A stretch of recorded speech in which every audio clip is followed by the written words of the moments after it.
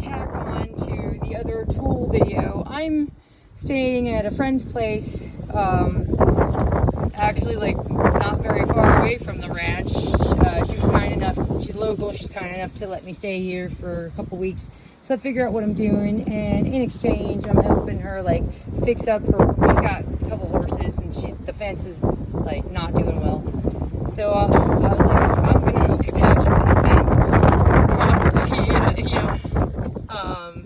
and she done, this poor lady, she didn't have a fraction of what the Millionaires have, of course, but she does try. She cares about her animals and she does the best she can, absolutely, and will put their well-being before hers to a large extent, because they're her responsibility. And that's what a good mature adult does. So here's something that I'm going through my tools here to try and get all the stuff I might need for this fence, to patch it up.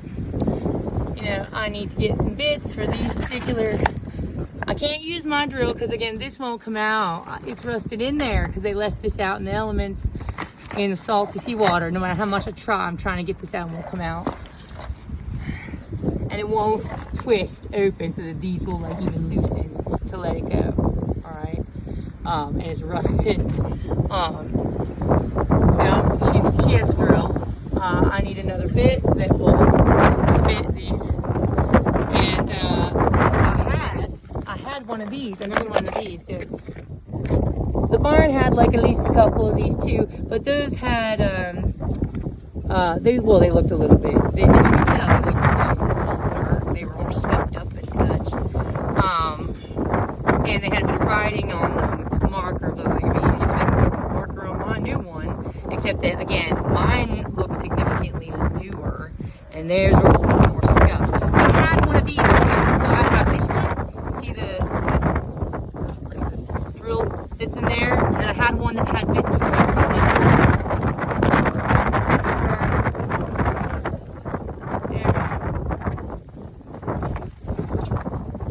For drilling some holes. And I had a whole other one of these little kits that had drill bits. Like these kind of little drill bits right there that you put in the end of a drill. That's not in here now. I've been looking all over. I guess, yeah, it took that from me too. It was not in my bag. It was in these bags of tools mine that's sitting there in the corner of the barn that they were just going back and forth to, taking the tools as they pleased. And again, this is why, another reason, again, why I said that the owners who have millions of dollars at their disposal, millions of dollars worth of assets at their disposal, can and should afford to buy the barn, its own tools, the tools that it needs, that are necessary for upkeeping a barn, like 2 drills, and then a lock toolbox, and keep it in the barn. And it's its own dedicated tools for that barn, instead of them floating all around everywhere. But see, people like David, the little millionaires, they understand things like, oh, what if people like walk off with my tools? So you know what I'll do? I'll trick the employees into lending me their tools by making them think that, having another employee basically tell them, like, we have to pitch in and give what we can to help out, or else, because if we don't, we'll lose the job if we don't do whatever we can for these horses, because the owner's cheap and we'll lose the job, and then who knows who they'll bring in here to take care of these horses. They might not be nearly as nice as us, so we just need to do the best we can and just donate our own shit to this barn and this enterprise that's run by millionaires who have the money to fucking fund it themselves. Do I have a good enough fit in here? I don't. Well, maybe I do. Maybe. Come on. I've got a bunch of different little containers for bits. But I've got a bunch of different stuff with have come with screwdrivers and stuff. I'm an artist. I'm an artisan. We use all kinds of tools for all kinds of things. I've done sculpting and so on. And I also like building stuff like greenhouses and flower beds and patching up fences, horse fences for my friends. So I do have a good fair share amount of tools, like my dad, I'm told. And this is This is one of those little lazy pointer things. Dang, this is old. Yeah, no. My other one of, these, the one that had the drill bits in it, is not here. It's not here. These are not free. These aren't free. And the millionaires can afford to freaking buy these for themselves instead of scamming and scheming these out of their employees who are living paycheck to paycheck practically. And they know we're living paycheck to paycheck practically. They know that. Oh, we're going to get into it with another video about how David was saying, you're a freelancer actually, because we took you when they fired the manager who hired me and brought me in. They put me on a different contract that made me 1099, which made me technically a freelancer. So they said, well, technically, we don't have to pay you for 30 days. Well, that's what Richard said. Well, I'm thinking Richard Lionheart, in case you think that's a compliment. It absolutely is not. You go ahead and read about his relationship with his mother, Eleanor. All right. He was a mama's boy, and he was gay as F. Anyway, so David, Saint said to me himself, okay, that he actually didn't have to pay me for 30 whole days because I'm just technically a 1099 now.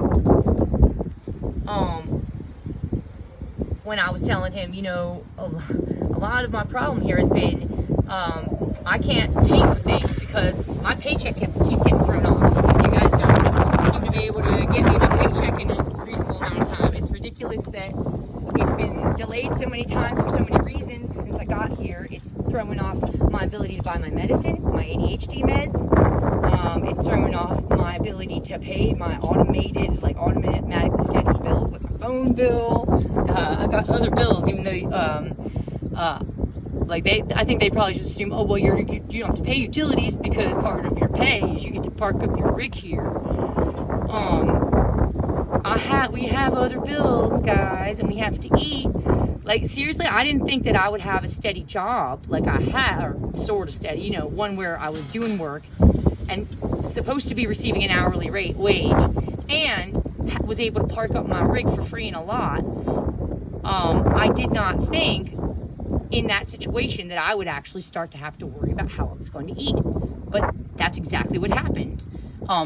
The owners, the millionaires, actually had me in a situation where I was really worried about how I was going to afford some food. Even though I had been doing work for them and I had earned my money, they took their damn sweet time getting it to us. And kept coming up with excuses. Miss Elaine Crowell, that's not my fault. When I said that, I was complaining to her too. Like, I could have used my paycheck more than 5 days after turning my time sheets. This is, especially when it's under direct deposit. Giving them my direct deposit information made my paycheck slower. We used to, we put in our time sheets, and they'd send us paper checks that would get here by Wednesday. Okay, when we gave them our direct deposit information, some of the employees did that, some didn't. When we gave it to them, when they finally asked for it, we were like, yes, we're going to get our paychecks sooner, maybe same day, maybe at least next day. So we're thinking we turn in our timesheet Sunday, we're at least getting paid Monday. Oh, no. The people who got the paper checks, they got their pay before we did on Wednesday, because now direct deposits come in 5 days later. So you turn your timesheets in on Sunday, direct deposits come in on Friday. This can really mess you up if you already have all this stuff, like you have automated billing. You have a medicine that runs out at a certain time, and you're used to getting paid at a certain time.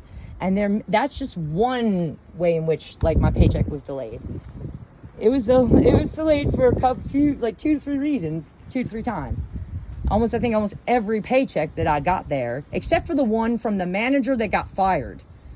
Hers came in regularly to me and in a fashionable time, a reasonable amount of time. Laura Halley, she got fired. I'm not saying she was, I didn't get to know her that well. I didn't get the best sense of her, but also a lot of what I was thinking was swayed by what people were telling me who were already set on getting rid of her when I came into this situation. But I will say that at the very least, Laura Halley, the manager who everyone there seemed to hate and who the owners fired shortly after I got there, she's the one who hired me, brought me in, and then they put me on their payroll after they fired her, and put me as an independent contractor, freelancer, which I suspect that was also part of the plan for them, because they want to get rid of some of us and be easier for them if we were freelancer contractors rather than employees. Because David wants to replace as many jobs on that island with cheap illegal immigrant labor as he can. They allowed an amazing family. Mike and Rebecca and their kids were so freaking nice and sweet and wholesome. And Mike was a real stand-up guy, and Mike was a hard worker. And freaking anything needed to be done around there, Mike and Rebecca were happy to pitch in. And Mike did the best he could with what little those freaking asshole owners were willing to furnish him with. And there was so much there still is so much falling apart down around that island. And they just let Mike go. And well, they let him, they might as well have fired him. They just like gave him fewer and fewer hours. That's, Mike told me, he didn't want to go. They didn't want to go, but a big part of why they had to go, he told me this the morning they left. Big part of why they had to go is they were promised so many hours, and then he wasn't getting it. He's got a family to feed, and he told them, like, I'm sorry, but I need the hours. I have to provide for my family. And Mike told me, no, did Mike tell me this? No, Jorge told me this about Mike, like the day before or 2 days before. Jorge Camacho Rivera told me that Mike said to Jeff, one of the owners, said to Jeff, I'm very sorry, I got to put in my notice, I'm just not getting enough hours, I need to provide, we're expecting twins, and told Jeff, like, I'm just telling you what Jorge told me. What Jorge said to me was that Mike told Jeff he could stay until that Friday and work up to that Friday, and then he had to go. And Jorge said that Jeff told Mike, no, don't bother, you can just stay and work till Monday and then be gone as quick as possible. So wouldn't even let him kind of just get in at least few more days of work, a few more days of pay. No, just work till Monday and then get out. And then they left that Friday. They had days where he had no work, and they were just they were at least given a few days to kind of take account of everything that they had around that island in different spots. Like what do they have to gather up? What do they need? This is one of the reasons why I wound up leaving stuff behind and not being able to really, because I know I have another one of these. It's got the drill bits in it, and I would have been able to have the time to really go through my tools and take an accounting and make sure nothing's missing, and then go searching around that barn. And I suspect that's one of the reasons why they had me leave so fast, because they want me leaving behind things that they can use, like my nice DeWalt drills, my nice DeWalt tools and stuff like that.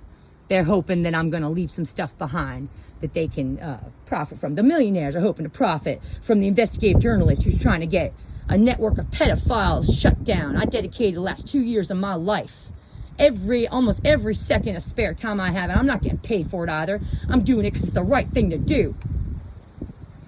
Because I'm in a unique position where I just happen to be well educated like these people. I happen to know a good amount of psychology. I know I have the art training, the visual arts training, and how to pick apart symbolism and stuff, because these people communicate with each other through symbols. They don't use words. They're not stupid. There's a lot of secret societies, a lot of secret networks and stuff. Since the beginning of recorded time, that's how they communicate. They don't use words straight out. You're too easy to get caught. They communicate with symbols, visual images. So because I have sort of a unique collection of education and skills, I felt like it was my duty to pursue these people and get them shut down, because children can't defend themselves. So that's what I've been dedicating the last 2 years of my life to. And the millionaire, David Saint Singh, thinks it's appropriate to steal from someone like me. From someone like me who dedicates my life to trying and help children who are being abused. And do every which way I can try and pitch in and help out and give people the benefit of the doubt. David Saint Singh starting to teach me. He and others just like him starting to teach me.